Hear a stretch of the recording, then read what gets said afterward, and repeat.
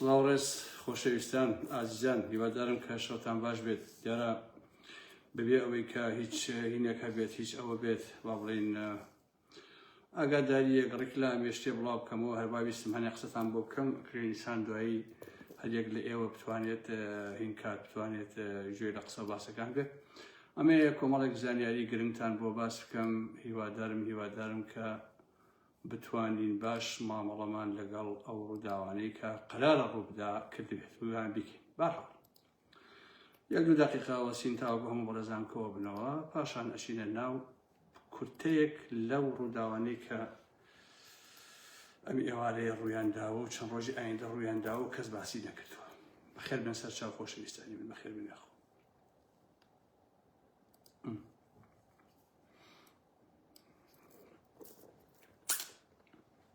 چۆن جەماعەت هەموو شتێ باشە؟ وەزەتان باشە شکر. وەڵام منیش وەکو بۆم باشکردن ئەو پەتایە بۆ خۆی هین کردووە، ینی کێشەی دروست کردووە خەریکی قورگوم و ئەم شتانە ئەخۆم و تەرتیبات و شت بزانین چۆنە بێ. وەڵا بەخێر بن سەر چاو. ڕێز و ئیحتراممان هەیە بۆ هەموو لایەک، بۆ هەموو قەوم و قیلە. جا ئەمە گەر وەکو مار فیشکەی لێنێنی خۆش نییە بەڕاستی، ئەوە ئاوا نابێ وەکو جووتیار دانەنیشی بۆی ئەها کە درەوە کات و یان نازانم جووتەکە و ئەوانەی تر بۆ خۆی نیوەڕۆ بووی دائەنیشێ چایەکی سەرەخا اینجا دائەنیشێ بۆ خۆی لوشکە لوشک ئەوە بۆ کتری ڕەشە چڵکنەوە بۆ خۆی چاخواتەوە.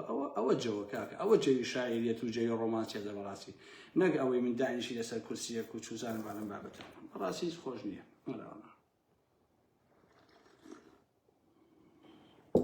بەخێر بێن سەر چاو، بەخێر بنێخۆ. کورە فەتەنەی چی هیچ لە ئارایە نییە، لە خۆ نەفەقیر مەبن بابە، لە فەقیر مەبن کاکەیشە. یاریەکان زۆر لەو شتانە گەورەتر دەکەم. ئەگام بێتان لە ئێوارەوە هەنێش خەم پۆستە بینم ئیکەن دیلی ئەو قەوانە کۆنەوە قەوانانەکەکەم.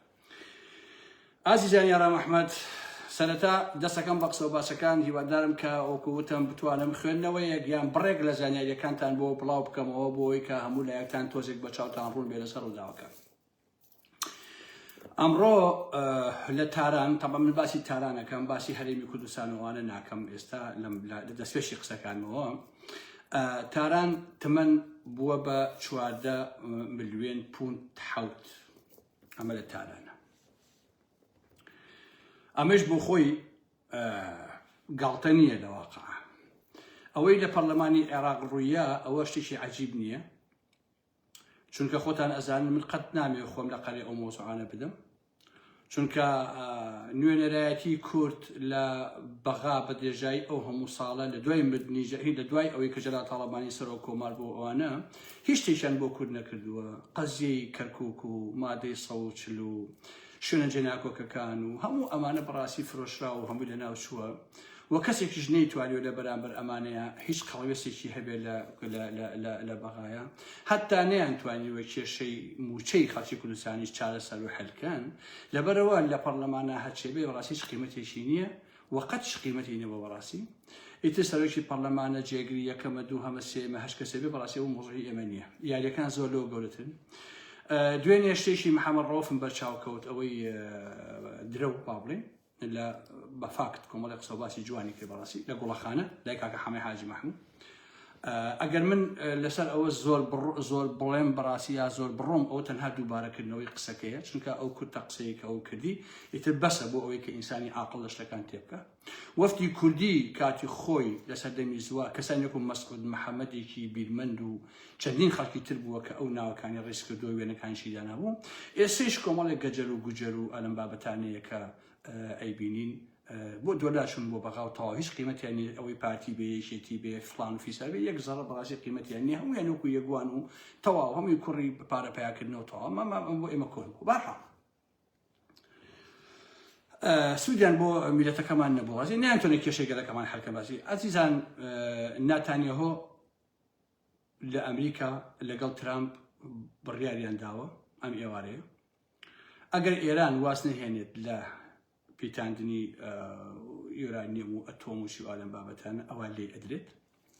سەردانەوەی ئەمەش واتە سەردانەوەی جێمێکی تری شەڕ بەرامبەر بە ئێران یان هەڵخراندنی جەماوەری ئێران بدژ بە حکوومەتەکە کە کۆمەڵێک ڕوودا و گۆڕانکاری ڕوو بدە. هەر ئەم ئێوارەیە پارێزگاری بانکی مرکزی تاران کە بانکەکە بۆ خۆی حکومیە واتە هی دەوڵەتە ئیستیقالیەوە. طبعاً خۆیان لایەن بردووە لە واقعە نەک ئەوەی کە ئیستیقالە بدەن ئیستیقالەی دابێ و سەرۆک کۆماری ئێرانیش پزیشکیان بەوە ڕازی بووە کە ئەوە اختیانتە ئەولاوە. ئەمەش بۆ خۆی دیارە کە ئەزمەکان بەرەو چۆ ڕۆشتووە و لە ئێرانە بەرەو شێوە دەچێت. هەتا کەسێک ئەکەنە پارێزگاری بانکی ناوەندی ئێران دەبێت بازار وەڵام بداتەوە بە خواستەکانی خەڵک واتە بڕیار لەسەر دەسەڵاتە لە تاران لە بەرامبەر حکوومەتە. بۆیە ئەگەر وا بڕوا بەم حاڵەوە کە ئێستا هەیە ئێران تمەن لە سنتەر بچێتە دەرەوە ئیتر ئێران توانای مامەڵەکردنی بە تمەنەوە نامێنێ بە هیچ جۆرە، یعنی ئەم پارەیەتر هیچ ناکارن لە واقع. ئیتر دەوڵەت ئەبێت فەرزی ئیجباری بکە کە دەبێ بازرگانەکان و دەوڵەمەنەکان و ئەوانەی تر کە سامانێکیان هەیە و مامەڵاکەن دەبێت شتەکانی خۆیان بهێنە بازاڕەوە بیفرۆشن. ئەگەر لە بیریشتان بێ بۆ کەسانێک کە تەمەنێکیان هەبێ یا ئەوانەی تیش خوێندی بێتیانەوە کاتی خۆی بەئەس تووشی هەمان ئەزمە بوو لە عێراق. ئەوە بوو چەندین دەوڵەمەنی لە ناو بەغایە لە سێدارەدا لەبەرەوەی کە شتیان شاد بووە لە مەخزەنەکانە لایەن بردبوونیان ئەفرۆشت لەبەرەوەی کە پارەی عێراقی بە جۆرێک ڕسوا بوو کە هیچی ناکرد. بەڵام ئەوەیش سوودی بە حکوومەتی عێراقی نەگەیاند و نەیتوانی حکوومەتی عێراقی لەو ئەزمەی کە تێکەوتووە ڕزگاری بکە. لەم ساڵانەیە کە لە ئێرانە ناڕەزایەتی هەبووە هیچ کاتێ هەمەدانی تیان نەبووە کە هەمەدان زۆربەی زۆری تورکە و لەگەڵ قومیش کە خۆتان نەزانی منبعی حکوومەتی ئێرانە دوو ڕۆژە لە ناو خۆپیشاندانەکاندا کە ئەوانیش هەن کە وەکو وتمان نمونەی نەبووە و ئەوانش هاتە سەرجادە و ئەواکەن. لە تورکیایشە با بڵێن هەمان ئەو ڕووداوانە ڕووییا و خۆشەویستانی ئارام ئەحمەد فڕۆکەیەکی تورکی لە ئازەربایجان لە 20 یان 21 مانگی 11 کەوتۆتە خوارەوە یا خراوەتە خوارەوە کە 22 کەسی تیان مردووە. هەتا ئێستا تورکیا خۆشی نێوێراوە بە هیچ جۆرێ قسە سەر ئەو مۆزوع بکە کە ئەو فڕۆکەیەکی خستێتە خوارەوە ئەو کەسانی شێبوون کە تایە چۆن و چۆن نییە. بۆیە لە دنیایشدا وەکو هەمووتانە بێ بیزان تورکیایش لەژێر حەسارایە باشە لەژێر حەسارێکی هەمەلایەنایە بەڕاستی. لەم ماوەی پێشووە هەرچی وڵاتی یۆنان و قوبرس و ئیسرائیل بوونەتە کوتلەیەک باشە ئەوەش بۆ تورکیا بەڕاستی زۆر خەتەرە. چونکە بۆ خەتەرە لەبەرەوەی قوبرس واتە بەریتانیا، ئیسرائیل واتە ئەمریکا، یۆنان واتە نوێنەری ئەوروپای متحید ئەوروپای یەکگرتوو باش نییە واتە یەکگرتنێکی سێقۆڵیە دژی تورکیا. چونکە وەکووتم قوبرس نوێنەرایەتی بەریتانیاکە، ئیسرائیلش لە ناوچەکەیشە لەو کوتلەیەشە یا لەو ڕێکوتنیە سێقۆڵیەیە نوێنەرایەتی ئەمریکایش ئەکا، یۆنانیش نوێنەرایەتی ئەوروپا ئەکات. ئەم سیانە یەکیان گرتووە لە بەرامبەر تورکیایشە. پاشان لەسەر و ئەوەشەوە اینجا ئێران دێتە پێشەوە. ئێستا لە یەک دوو ڕۆژە کە مزاهرە بووە زمانی خەڵکەکە گۆڕاوە. مەسەن خەڵک داوا ئەکا سوپا حیمایەت واتە داوا لە سوپای پازارانەکەن کە حیمایەتی خەڵکەکە بکەن بۆی تووشی لێدان و تووشی گرتن و تووشی فڵان فیسار ئەم بابەتان دەبن. باشە یعنی داوا ئەکەن کە بیان پارێزن. تمەن وەکو وتم بە جۆرێ شکاوە کە ئیتر هیچ بڕ ناکا لە واقع. خاوەنی شتومەکەکانی تاران شت نافرۆشن باشە واتە بوون بۆتە بە ئەزما. مەخزەنەکان چۆڵەکەن و ئەیشارنەوە.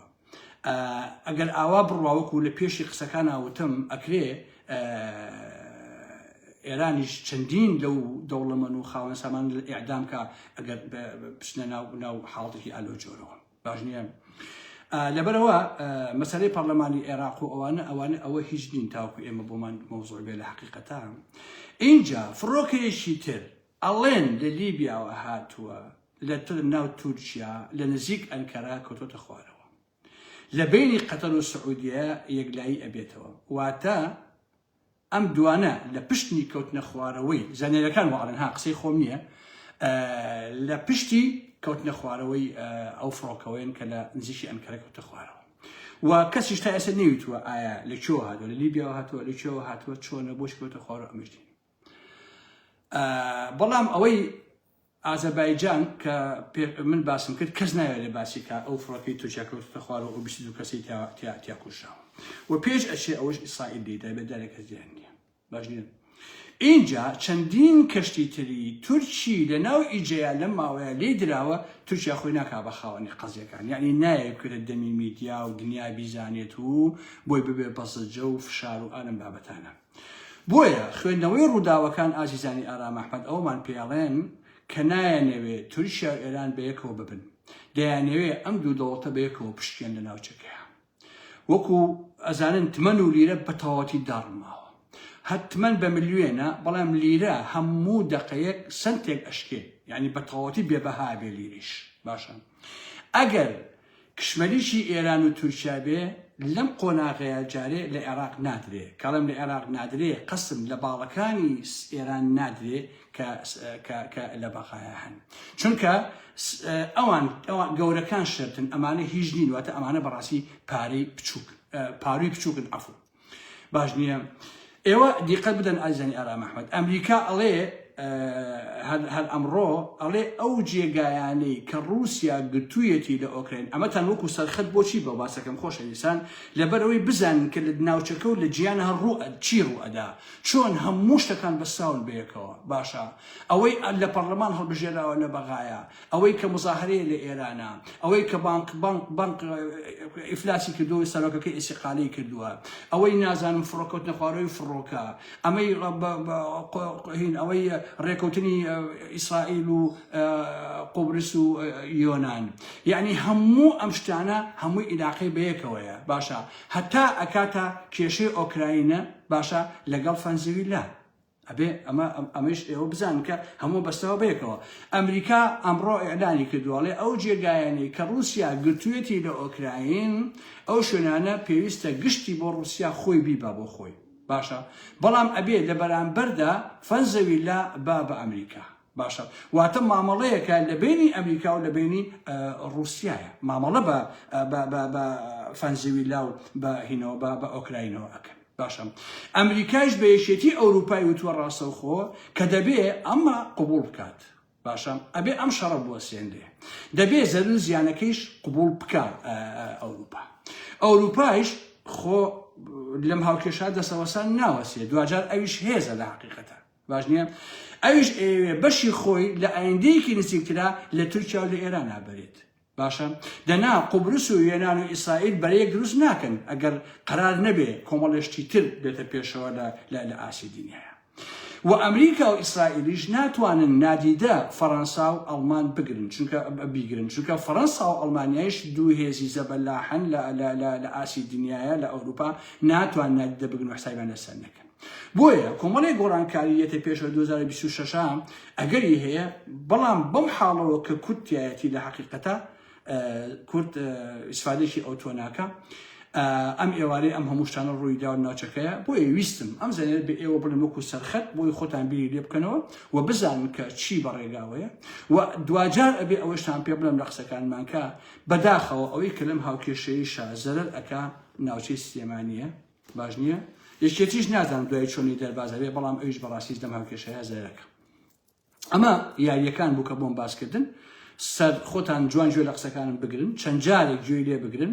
من زیاتر وەکو سەرخەت قسەکانم بۆ کردوون، نەهاتوم وردی کەمەوە بۆتان و وەکو چۆن تۆ خواردنێکەکەی بەدەمی نەخۆشێکەوە بۆ نمونە من ئەوم نەکردووە، وەکو سەرخەت پێم وتون کە ئەم شتانە ئاوایە یاریەکە. ئیتر خۆتان بزانن کە چی چاوەڕوانی ئەو ناوچەیە و ئەو دەوروبەرەکە و وەسعەکەیش بەرەو کوێوەڕۆ. من ئیتر کاتان ناگرم ئازیزانی ئارام ئەحمەد، هەر جارێکی تر بۆ کۆمەڵێک زانیاری و خوێندنەوەی قسەکان یەمەوە خزمەتان بەخواتان ئەسپێرم. برادران سوێتی پوختەی قسەکانی من دیارە بە قوربانە. باشە پوختەی قسەکانی من ڕوونە، ئەمە خۆت بۆ کەسێک کە بیر کاتەوە قسەکانی من ڕوونە لاکەتا کەچی ئەگوزەرێ لەو ناوچەیە. ئەوانە هیچ نین کاکە عەزیزان، دوای شتی بچووک مەکەون، فلانە کەس گیرا و فلان کەس بەربووە و جوێن فرۆشی گیرا و جوێن فرۆشی بەربووە و فلانە کەس نازانمشی. ئەوانە بەڕاستی مۆزوعی ئێمە نین، مۆزوعی ناوچەکە زۆر لەوە گەورەترە عەزیزانی. حتا عەزیزانی ئارام ئەحمەد حکومەتی عێراقی خۆی هیچ نییە. حکومتی عراقی خۆی هیچ نییە لە واقع حتا حکوومەتی هەرێمی کوردستان خۆی هیچ نییە تۆ ئێوە باسی چی بۆ ئارە مەحمەدن کاکەشە ئێمە کەی لە عێراقا حکوومەتمانەیە کەی لە هەولێر و لە هەرێمی کوردستان ئێمە حکوومەتمان هەبووە نیمانە دەڕاستی حکوومەتی چی کاکە من سێرم لێ بەخوا ئێوە باسی حکوومەت ئێمە من 30 ساڵ هاوارێکم ئێمە لە هەرێمی کوردستان حکوومەتمان نییە لە عێراقش حکوومەتمان هەر نییە حکوومەتی چی کاکەشە کۆمەڵی خەڵکی توجارن کۆمەڵی خەڵکی بازرگانن دوای ڕوخانی ڕژیم هاتنە سەر حکوم بۆ خۆیان پارە پێیاکەن کوتە و کوتلەکاری خۆیان دەوڵەمەند کردووە بە شیعەتەوە بە سونەتەوە بە کورتەوە بە یەکێتەوە بە پارتیتەوە خەڵکی توجار خەڵکی پارە پێیاکردن نەخۆشەویستانی منتر بە تەمای عێراقی یەکگرتو و فڵانە فیزان ئەمانە مەبن خۆتان بۆ شانۆ ماندوو مەکەن بیر لە شتی گەورە بکەنەوە عەزیزانی ئارام ئەحمەد دەی من بەخواتان ئەسپێرم هیوادارم کە تێگەیشتبن کە قسە باسەکانی من چییە خواتان لەگەڵ عەزیزان بەخێرچن